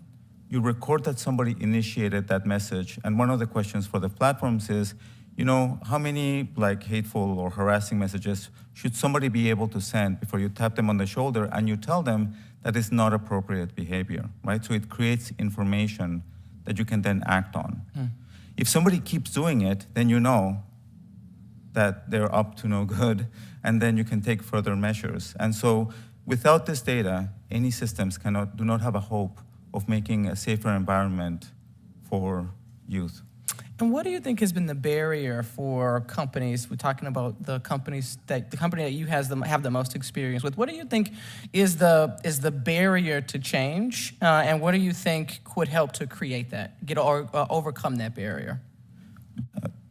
I think they're just not incentivized to make this change. That's why nothing has changed. It's been 2 years, and you know, our kids do not have that button in their direct messaging where the content doesn't matter to say, this makes me uncomfortable. But you can say it about an ad, for example, right? You can go into an ad and say, oh, that's sexually inappropriate, right? Oh, it's not for me. The thing about this is until the information is transparent, and I would strongly encourage that includes identity-based youth, because if it turns out that the overall number is 10%, but that 90%, 80% of youth that experience these things is because of an identity issue, the data is there to be had if the company makes it a priority and collects it, and that is at the heart of why I'm here today. Thank you so much, Mr. Behar, again, for your leadership and advocacy on behalf of America's children, Mr. Chair. Thanks, Senator Butler. A number of our colleagues may be joining us, returning in the next few minutes, but why don't we begin a second round of questions now. Speaking of which, Senator Coons is arriving, and I can give you a couple of minutes to get comfortable, or you can begin right now. Senator Coons. Thank you very much, Mr. Chairman, Ranking Member, for convening this important and timely hearing. And Mr. Behar, Arturo, thank you so much for taking of your own personal experience as the senior engineer responsible for the well-being section within this unbelievable platform. Quick surveys suggest that something like 2/3 of all American teens are currently on Meta's platforms, in particular Instagram. I am very concerned about the likely impact on our children and our future, and I wanted to make sure that I had a chance to question you for just a few moments about a possible path forward. As you testified to this committee today, your own research was hidden, was ignored, was marginalized by the very team that had recruited you to return to a leadership role at Meta. Your testimony highlights the dangerous lack of transparency at social media companies, the dangerous consequences of this ongoing global experiment with our children, and documents ways in which they are on the receiving end of both images that make them feel worse about themselves and unwanted sexual advances. Our own U.S. Surgeon General has issued a clarion call for Congress to act to recognize we are experiencing a crisis in mental health, in particular amongst our children, and to find ways to restrain these platforms and their impact. A bipartisan bill I suspect Senator Klobuchar or Senator Blumenthal may have referred to before, called the Platform Accountability and Transparency Act, that's co-sponsored by Senator Cornyn and Senator Cassidy and Senator Graham, would make critical advances in transparency and require platforms to disclose some of the public safety information that they currently hide. Can you give just 2 or 3 examples of the kinds of data and the kinds of insights into algorithms and how they work that would be critical for our public to know and that companies like Meta refuse to report? And do you expect that companies will ever voluntarily, fully disclose what it is about their algorithms that make these platforms addictive or even dangerous for our children?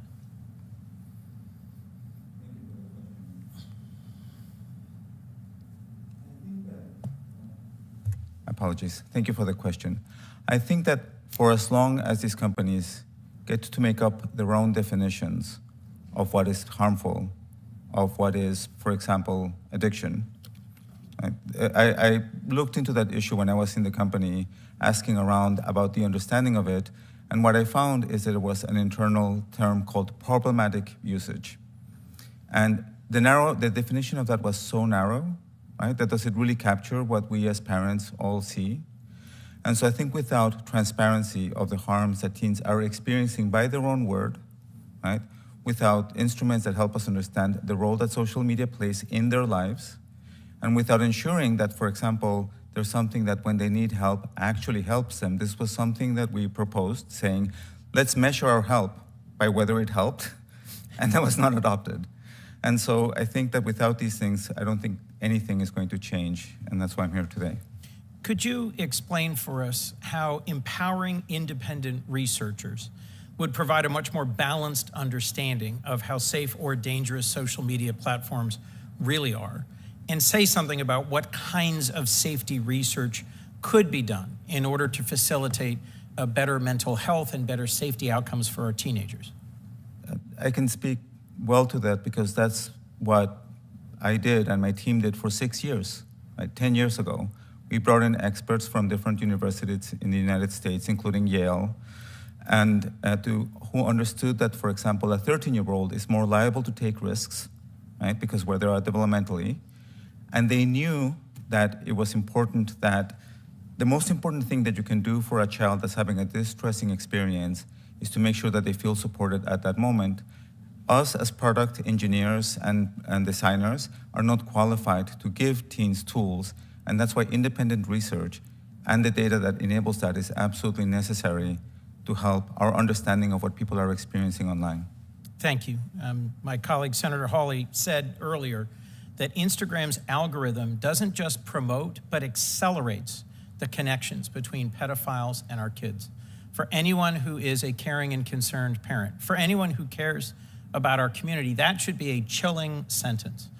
And the fact that you dedicated years to conducting research on safety and did everything you could to get it to the attention of the leadership of the company and are only here before us as a last gasp attempt should motivate all of us to advance legislation that will unlink what I think is a corrosive, harmful, malign connection between algorithms and self-harm and assaults on our children. Thank you for your testimony today. Thanks, Senator Coons. We're going to have a second round of questions, limited in length, I want to assure you, but thank you for your patience and your perseverance here today.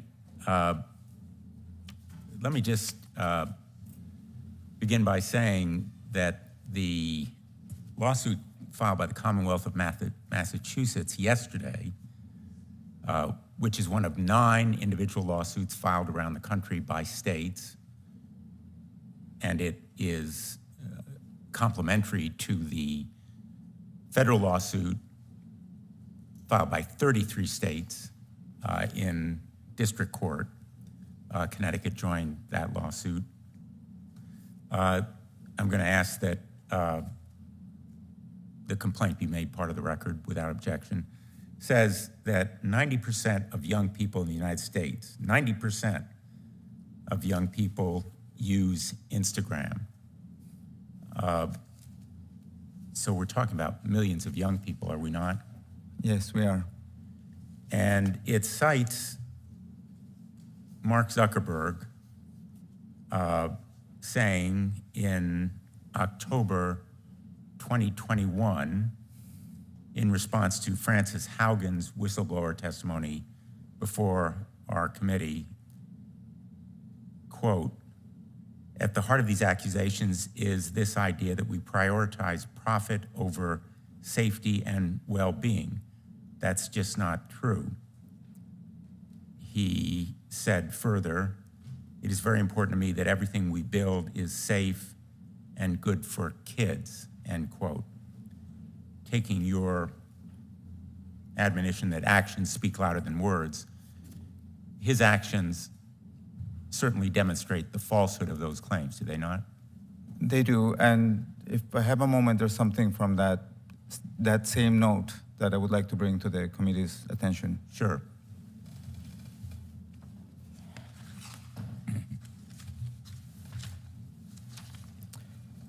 In the same note, Mark Zuckerberg wrote, "But when it comes to young people's health or well-being, every negative experience matters. It is incredibly sad to think of a young person in a moment of distress who, instead of being comforted, has their experience made worse." And I believe that is what Instagram does today. The reference was made earlier to the policies of Facebook and social media in general being data-driven. In fact, they are dollar-driven, correct? My experiences of extensive data-driven culture. Or in this case, Facebook and Meta doctored the data to drive the dollars. In my experience, what happened is this data that should be public, right? They shouldn't need to be here to talk about it. Should be public about harm. You know, I was struck in the memo that you wrote to Adam Mosseri, dated October 14th, it's now part of the record. You made the point, first of all, and I'm quoting, "Everyone in the industry has the same problems right now." Correct. You made that point to Mr. Mosseri, and in effect, urged Meta to be a leader. Instagram and Facebook could be a leader. And you said, quote, "There is a great product opportunity in figuring out the features that make a community feel safe and supportive," end quote. A great product opportunity. In effect, you were inviting them to design a better product that consumers would prefer because it was safer, correct? Correct. And the history of capitalism, I don't want to be too philosophical here, is that consumers go to products that are more efficient, more effective, but also safer, as in safer cars, safer ovens, safer washing machines, safer everything. And you were appealing to the better instincts of Mosseri and Zuckerberg and the whole team, correct? That is correct. I mean, Instagram is a product, right? Like ice cream or a toy or a car. I ask you, right, how many kids need to get sick from a batch of ice cream or be hurt by a car before there's all manners of investigations?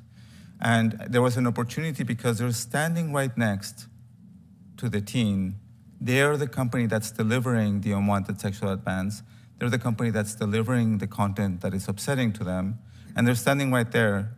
And they should be able, but there's the opportunity for them to be told, hey, there's something really awful happening here. Will you help me? And be like, yes, I can, right? And then use that to make the community be one that's safer.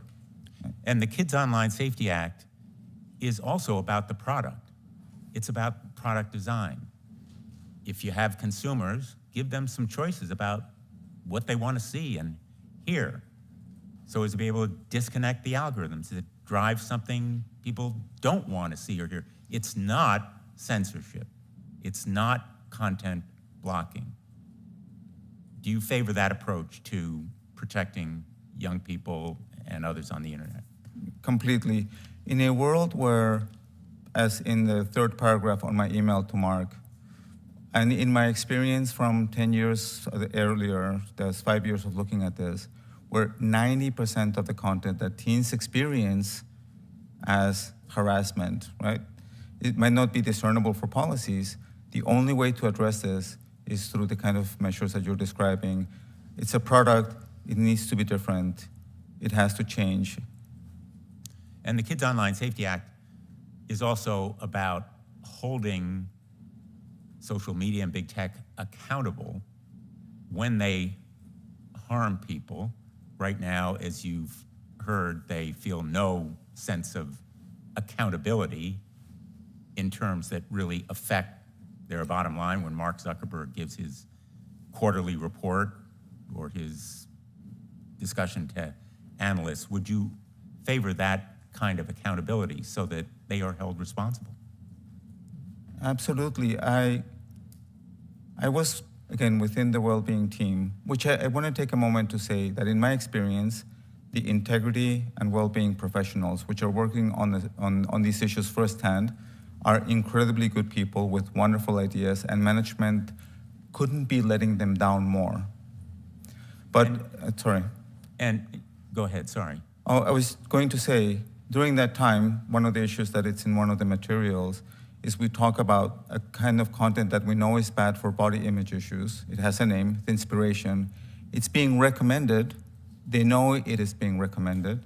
They know teens are spending a meaningful time looking at it, and they were unwilling as a product to address that. So without being held to account for what they're recommending, I can't imagine that ever changing.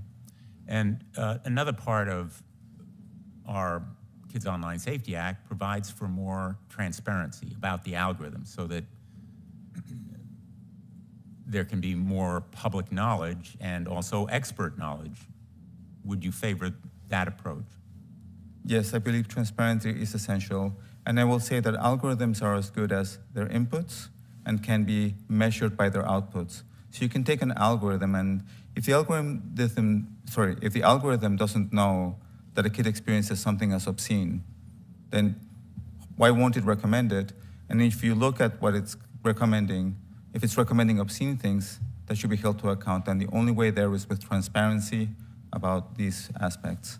And before I go to Senator Hawley for his second round of questions, you mentioned that the people who worked on your team, the people who work in these companies, to quote you, are generally good people who want to do the right thing. And I noticed in your memo to Mr. Masseri, you said, and I'm quoting, a point which might be good for you to know, which I did not put in the document reviewed by the team, is that many employees I've spoken to who are doing this work and are of different levels are distraught about how the last few weeks have unfolded. These people who love FB/IG, Facebook, Instagram, I assume, and are heart/mission driven to the work. They were distraught by the public exhibition of Facebook's knowing that it was profiting by toxic content driven at kids, and the company, in effect, concealing and hiding the truth, rejecting recommendations for improvement, and rolling back safety measures, correct? Correct. They were distraught. They were afraid that because the company was externally disavowing like body image issues, while at the same time there were studies and data that were saying otherwise, features getting proposed that were saying otherwise. They were afraid that the work would be stopped, that they wouldn't get the support they needed, or they wouldn't be able to build what they needed to build.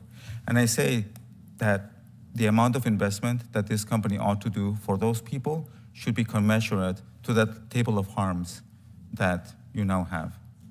Thank you, Senator Hawley. Thank you again, Mr. Chairman. Mr. Behar, thank you for being here, and thank you. You have been extraordinarily patient, but also incredibly forthcoming in your responses, and it's just been tremendously helpful. So thank you so much. I just want to come back to something that you've said over and over, because you've been asked about it over and over. To quote you in response to an earlier question, you said that changes to the product, and you were just explaining that Instagram is a product like ice cream or opioids maybe. Changes to the product would be most helpful, but there is no incentive. And by no incentive, I mean, that really just means there's no money in it for the company, right? I mean, isn't that what it gets down to? If they could make money on it, wouldn't they do it?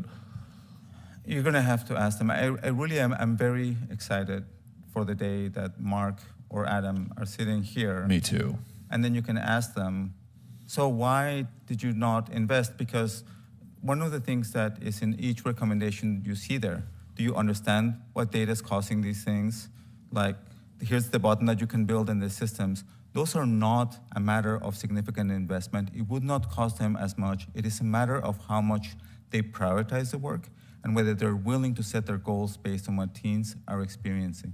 I think that's very well said. And, I would just add this. You commented earlier that it would be great to hear Mark Zuckerberg say, we made $34 billion this quarter.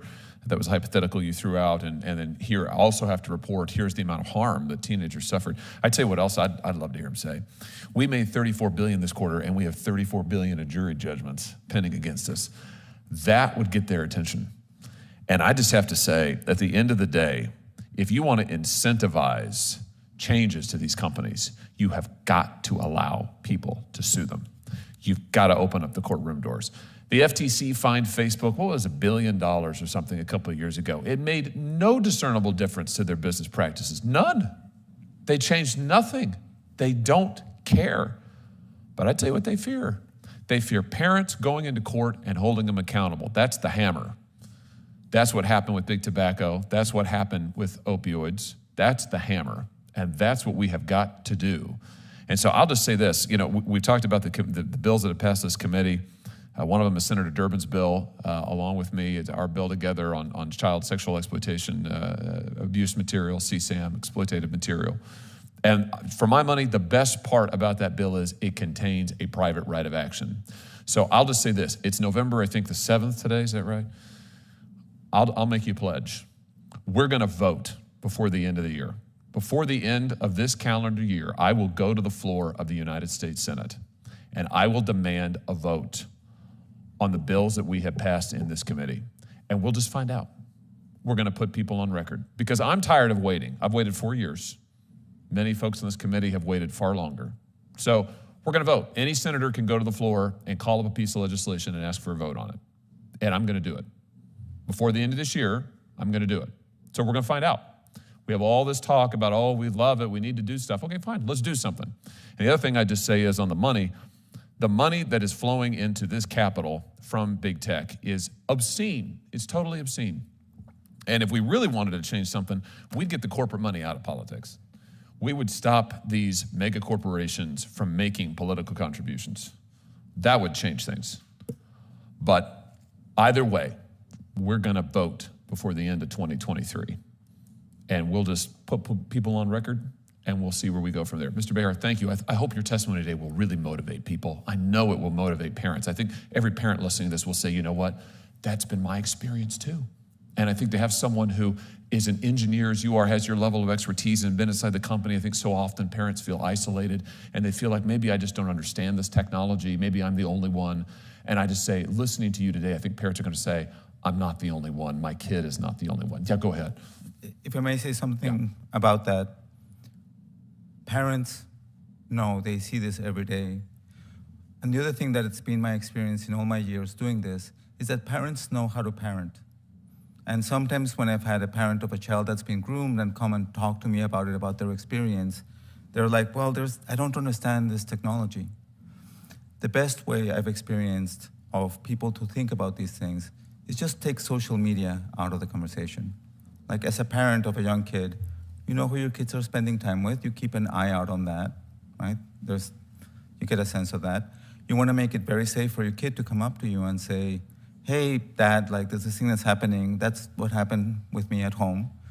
And you want to make it safe for a kid to bring up an issue to you. And then when you see that these things are happening on these devices, right? If these things were happening at a school and you knew that like 1 in 5 kids were witnessing or 1 in 10 were experiencing about the unwanted sexual advances, and the kid turns to somebody in the school, right, for help, and they're like, oh, I'm sorry, I cannot help you with that. As a parent, what would you do, right? You would hold the school's administration into account, and that's one of the reasons that I am here today. Thanks, Senator Hawley. I would just, again, make the point that the Kids Online Safety Bill imposes accountability. And I want to join the pledge to seek a vote before the end of the year. I'm very hopeful we'll have not only a vote, but an overwhelmingly positive bipartisan vote in favor of the Kids Online Safety Bill. And I challenge social media and big tech to come forward and put your money where your mouth is, put your actions where your rhetoric is, support this bill. For years, in fact, before our committees, they have said, oh, well, we want regulation, but just not that regulation. And that has been their mantra, trust us. No longer will kids or parents trust social media to impose the right safeguards. And we want to give them the tools that their products need so that kids can take back their lives online. Senator Blackburn. Thank you, Mr. Chairman, and thank you again for your patience today. I wish that my colleague from Vermont was still here. It was 2012 when he and I started on privacy and filed the first privacy bill in the House. And as Senator Welch was saying, we've been at this for a long time, and we've been fought by big tech every single step of the way. Every way. And it's been really quite amazing to see, because they are, and sometimes people will say, how did tech companies grow this big this fast? And they didn't have the guidelines, the rules and restraints that the physical world has. And it's kind of been the Wild West.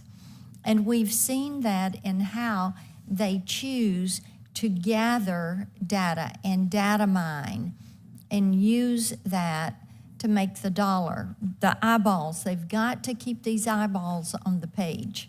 The longer they keep them, the more money they make.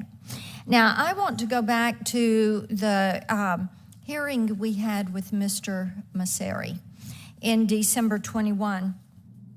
And I, for the record, I want us to build out a little bit more of this framework, because I think it's important to the states that have joined the lawsuit.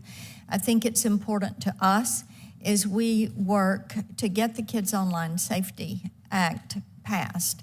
Now, when you were with Facebook, you built a structure that would allow for some online governance, and you put in place what you thought was a pretty good process for keeping people safe online, correct?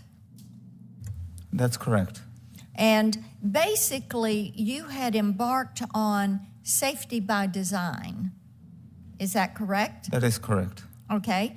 And you were putting in place a duty of care for the social media company to be responsive to the users that were on those platforms. That is correct. As I was going through one of these materials, I remember talking about bullying and teenagers and said that we as a company had a responsibility not only to the teens within the product, but to also improve the world's understanding of these issues so that the field could be moved forward. And that is the spirit with which we engaged the work. And then in 2013, Facebook decided they were going to change the rules and allow kids ages 13 to 17 to post content on Instagram, correct? I don't know the exact date that change happened. Okay. I think that is accurate. And allowing them, what do you think changed? What motivated them to drop that age and allow 13-year-olds? I cannot speak to their motivation, but what I can say is that if you look at those 2013 presentations and 2012, one of the things that is written about there is the fact that a 13-year-old, right, will do riskier behavior and feels things more intensely because that's where they are developmentally. And so making a change that potentially increases their audience, I think, would be inconsistent with that understanding.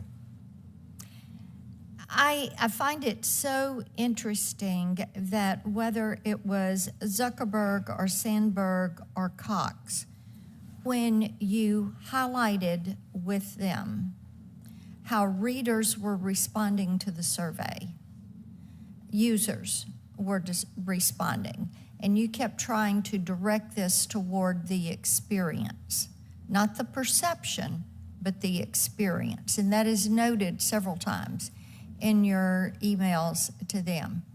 Even though 51% of the users may say they've had a negative experience, they chose not to address that issue.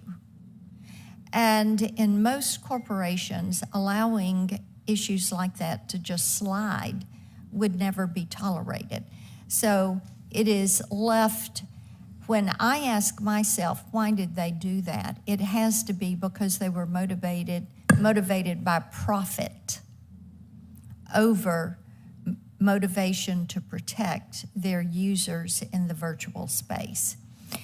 I do want to ask you just a couple of things to go back on your memo to Adam Mosseri, the October 14th email.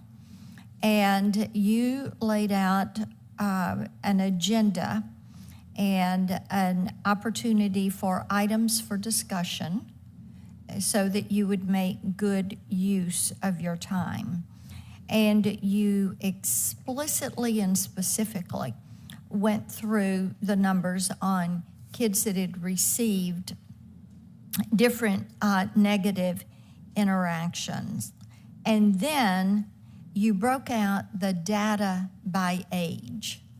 So, and you created a chart so that he could look at it in a Google Doc. Correct. How did he respond when you broke it out by age, or did he take the time to look at it? It is my experience of all the years in Meta that an executive gets that email, reads it thoroughly, looks at all of the attachments, and so it would be my expectation that he had read it. Okay. In my conversation with him, he demonstrated understanding of everything I spoke about, and we specifically talked about the button for a teen girl who received unwanted advances.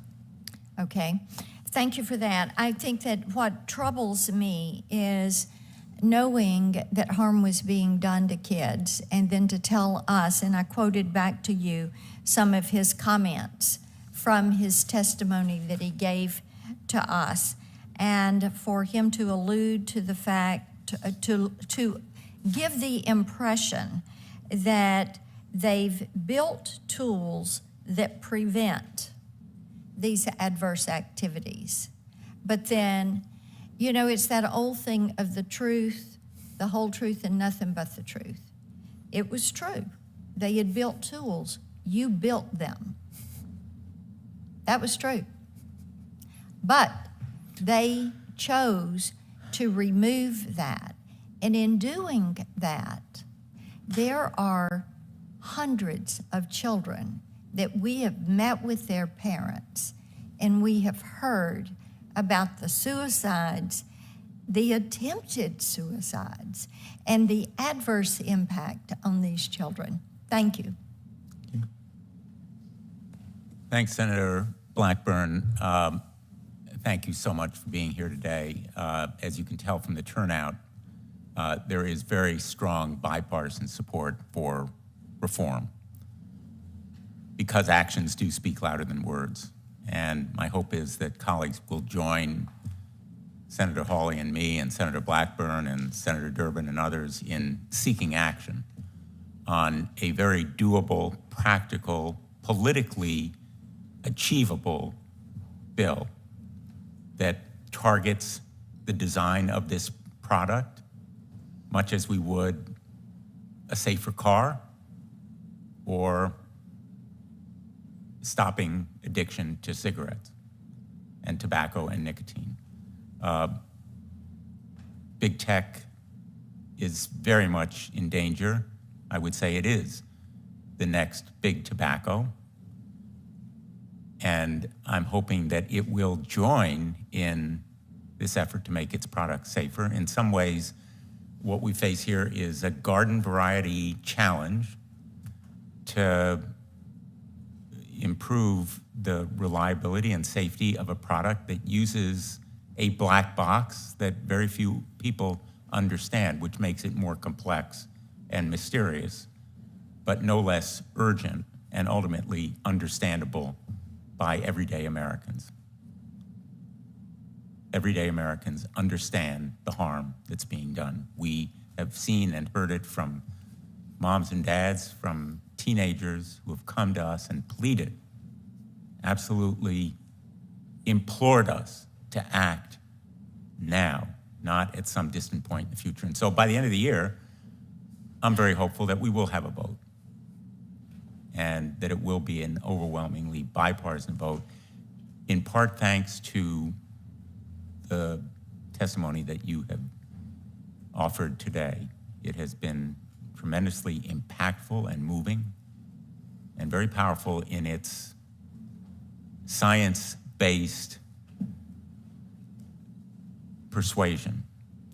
You're an engineer, as you have stated, you're not a lawyer, but ultimately engineering is what may save Facebook from the perils and dangers that it's creating, along with other social media. It's not alone. And my hope is that we will move forward so that, in effect, we can make big tech the next big tobacco in terms of a concerted effort to reduce its harm and inform the public about how they can do it as well. So thank you for your testimony today. And this hearing will be adjourned now, but the record will remain open for a week in case colleagues have any questions they want to submit in writing. And in the meantime, again, my thanks to you for your very impactful and important testimony today. The meeting is adjourned.